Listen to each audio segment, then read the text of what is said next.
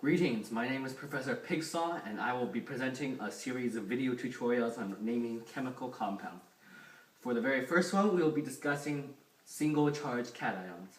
Now these are the simplest ions to name. They literally have no change when naming them. For example, here we have an atom of sodium. Now when it loses an electron, it becomes the sodium ion, but the rule in pronouncing it would just be sodium. So there is quite literally no change. Down here we have the example magnesium, which turns into magnesium. Typically these single charge cations are all on the left side of the periodic table as alkali earth or alkali metals.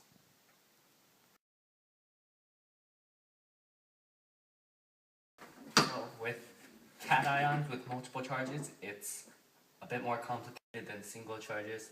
Typically, these are elements that are transition metals with d suborbitals, which is why they usually have multiple charges. In this example, we have the element iron. Iron typically either turns into iron 3 or iron 2. Now, with cations with multiple charges, when writing them down to create a chemical compound, you need to add a Roman numeral to symbolize what charge they have. So in this example, when iron loses 3 valence electrons, it becomes iron and in parentheses 3. And in that example, it becomes iron parentheses 2. An alternative way to name these ions are to use the Latin root for the name, in this case fer, and add the suffix ic or us depending on whether or not it's the higher charge or the lower charge. Ic for the higher charge and us for the lower charge. Thus we have ferric and ferrous.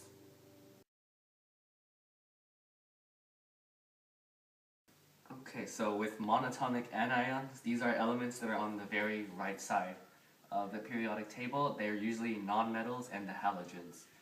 With monatomic anions, the naming process is quite simple. You take the element name, in this case chlorine.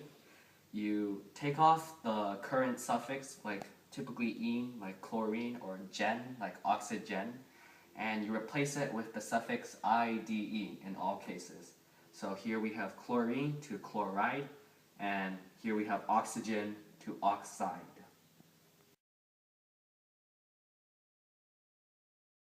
Okay, so for polyatomic anions, these are probably the most complex you'll deal with. Typically the rule is you take the non-metal, you drop off the ending again, but this time instead of adding the suffix "ide", you add the suffix "ite" or "ate". "Ate" is added when there is more oxygen, and "ite" is added when there's less oxygen. So in this case we have SO3 sulfite and SO4 sulfate. Now in cases where there's multiple instances of different amounts of oxygens, we have extra prefixes we add. So for chlorine over here we have hypochlorite, chlorite, chlorate, and then perchlorate. The suffix hypo is for when there's less oxygen than the chlorite anion. The prefix perchlorate is added when we have more than the oxygens in the chlorate anion. Now usually there are actually exceptions to this rule, such as cyanide, which is Cn-. And in these cases, usually you just have to remember these polyatomic anions. Thankfully though, they are not as common as general sulfides, sulfates, and chlorine. And also, there are also other prefixes such as thio, which means that the oxygen in a polyatomic anion has been replaced with sulfur. And these two, just like the exceptions like cyanide, also just have to be remembered. And again, they are not as common as the typical polyatomic anions like sulfur and chlorine.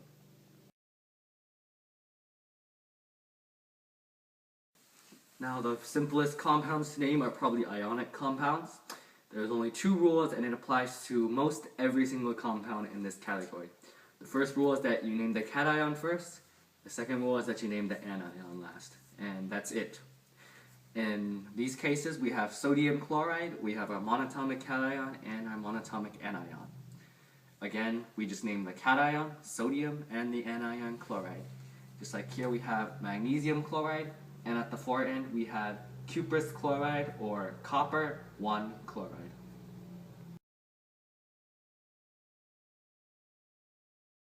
So for covalent compounds, they're almost just as easy, if not more so, than ionic compounds. There's only two basic rules again. The first is that the most electronegative element is named first in the formula. You add a prefix if it has a subscript, and you just add nothing. You use the root element if there is no subscript. For the second element, which is the less electronegative one in the formula, you name it like an anion, in which you would switch out the nonmetal's suffix with the suffix IDE again. And you will add a prefix if there is a subscript, and you will add mono this time if there is no subscript. But note that you do not add mono for the first formula, for the first element in the formula. Some examples are dinitrogen monoxide, carbon monoxide, and phosphorus pentachloride. Now, the most common prefixes from 1 to 10 are listed in that box on the right. They go mono, di, tri, tetra, penta, hexa, hepta, octa, nona, and deca.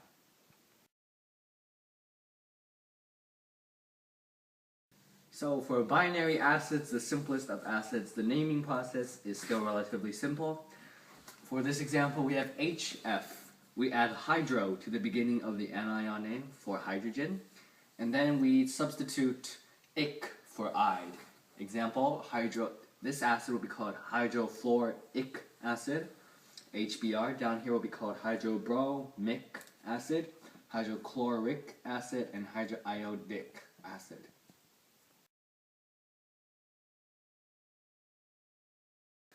Oxyacids are just as simple as binary acids. Step 1, name the anion. Step 2, change the ending either from ite to us or ate to ic. Examples, hypoiodous acid, HIO, perchloric acid, HClO4, and sulfuric acid, H2SO4.